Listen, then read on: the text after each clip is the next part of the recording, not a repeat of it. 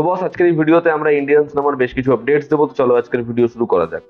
আজকের প্রথম যেটা আপডেট সেটা হচ্ছে ওয়ার 2 ভার্সেস কুলি। আমরা জানি এই দুটো বড় প্রজেক্ট যেরকম ভাবে ক্ল্যাশে আসবে, শোজ নিয়ে স্ক্রিন নিয়ে মারামারি হবেই। তো কয়েকদিন আগে আমরা আপডেট দিলাম ওয়ার 2 এর টিম এই ছবির থিয়েট্রিক্যাল রাইটস তেলেগু জোনে বিক্রি করেছে আনুমানিক 90 কোটি টাকায়। এবার উঠে আসছে কুলির আপডেট।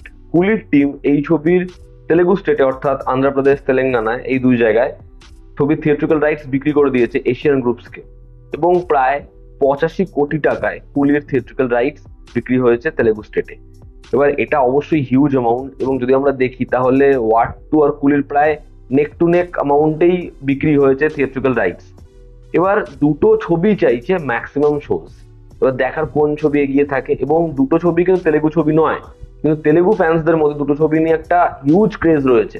এবার দেখার নাগার্জুনের জন্য কুলি এগিয়ে থাকে, না কন্টেন্টের জোরে, না ওয়ার 2 এগিয়ে থাকে এনটিআর ফ্যাক্টরের জন্য। দেখার দুটো ছবির মধ্যে কোন ছবি বড় ওপেনিং নেয় এবং কোন ছবি ফাইনালি বেশি নাম্বারে এগিয়ে থাকে। আমরা যদি পরবর্তী আপডেটে আসি, তো কিল ছবিটা অডিয়েন্সের বিভৎস পছন্দ হয়েছে। সেই ছবিটা এবার রিমেক হতে চলেছে। চিয়ান বিক্রমের ছেলে অর্থাৎ ধ্রুব বিক্রম, সে এই ছবিটার রিমেকে কাজ করছে। দেখার সেই ছবিটার রিমেক কি সত্যি তাকে একটা সাকসেসফুল ছবি এনে দেয়, না সেই ছবিটার রিমেক খুব অপ্রয়োজনীয় হয়ে থেকে যায়। দেখার সেটা। আমরা যদি পরবর্তী আপডেটে আসি, FWICE তারা নোটিশ পাঠিয়েছিল বর্ডার 2 এর টিমকে দিলজিৎ দোসানকে রিমুভ করার জন্য বর্ডার 2 থেকে। তবে দিলজিৎ আপাতত বর্ডার 2 তে কিন্তু আছে, যেরকম শোনা যায় যে তাকে রিপ্লেস করে ফেলবে অন্য কোনো অ্যাক্টর, সেটা হচ্ছে না। এবং রিসেন্টলি শোনা যায় ভূষণ কুমার তারা কোথাও এটাকে রিকোয়েস্ট করেছে FWICE কে যে এই ছবিটার প্ল্যানিং অনেক আগে থেকে হয়েছে, এখন যদি দিলজিৎকে বাদ দেওয়া হয় ছবিটা সমস্যায় পড়বে, এবং যে কারণে তারা কনসিডার করেছে। তবে বিষয়টা হচ্ছে ভূষণ কুমার বা টি সিরিজের তরফ থেকে এই বিষয়টা করা হয়নি। তবে দিলজিৎকে আপাতত কেউ রিপ্লেস করছে না, এবং দিলজিৎকে নিয়ে কোনো স্টেটমেন্ট বর্ডার 2 এর টিমের তরফ থেকে কেউ দিতে চায়নি। তো আপাতত দিলজিৎ বর্ডার 2 তে রয়েছে। দেখার পরবর্তীতে এটা নিয়ে সমস্যা আরো হয় কিনা। এই 5ই ডিসেম্বর ম্যাসিভ ক্ল্যাশ হতে চলেছে।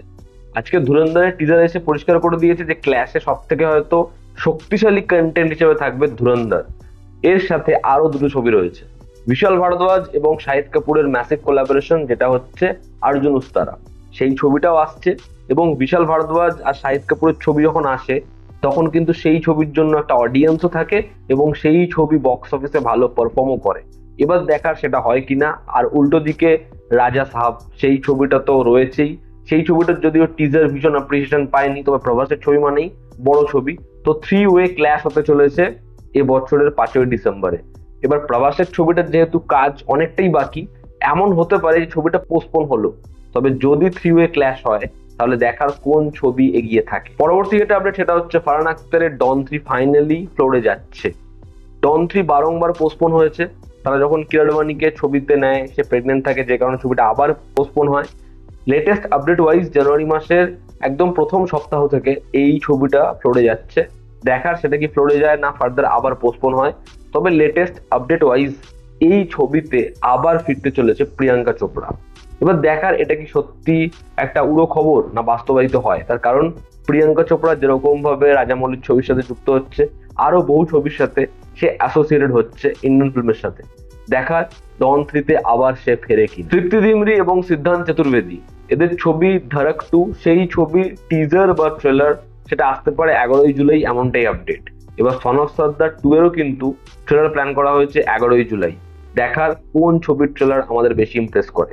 আমরা যদি বক্স অফিস কালেকশন অর্থাৎ প্লেক্স কালেকশন বাংলা ছবির মধ্যে কোন ছবি এগিয়ে পিছিয়ে সেই রিপোর্টটা তোমাদের দিয়ে দিই, তো একেন বাবু নিজের 7 নম্বর সপ্তাহে প্রায় 3 লক্ষ টাকার ব্যবসা করেছে, এবং টোটাল কালেকশন করেছে প্লেক্স কালেকশন 3,23,00,000 টাকার, যেটা হিউজ, জাস্ট ব্যাপক। পরবর্তী অঙ্ক কি কঠিন, এই ছবিটা নিজের গ্রাউন্ড ভীষণ পোক্ত বানিয়েছে ওয়ার্ড অফ মাউথের জন্য। ছবিটা নিজের 6 নম্বর সপ্তাহে 2 লক্ষ টাকার ব্যবসা করে টোটাল কালেকশন করেছে প্লেক্সে প্রায় 28 লক্ষ টাকার। এরপরে গৃহপ্রবেশ, এই ছবিটা নিজের 3 নম্বর সপ্তাহে প্রায় 15 লক্ষ টাকার কালেকশন করেছে, এবং টোটাল কালেকশন করেছে প্লেক্স থেকে প্রায় 58 লক্ষ টাকার, যেটাও খুব ভালো সাইন। কারণ ছবিটা খুব স্লোলি স্টার্ট করে, বাট ওয়ার্ড অফ মাউথের জন্য এই ছবিটা অডিয়েন্স গেন করতে পারে। এরপর রবীন্দ্র কাব্য রহস্য, যেটা 10,000 টাকার কালেকশন করেছে সেকেন্ড উইকে, এবং 6 লাখ টাকার কালেকশন করে প্রায় ছবিটা ওয়াশ আউট।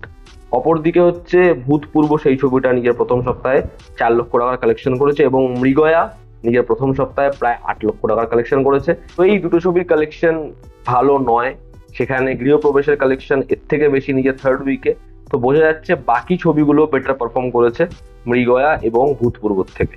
তো এই ছিল আজকের লেটেস্ট আপডেটস। এটা তোমাদের কি অপিনিয়ন জানিও, জনতা আমাদের পাশে আছে। আবার দেখা হচ্ছে, টেক কেয়ার।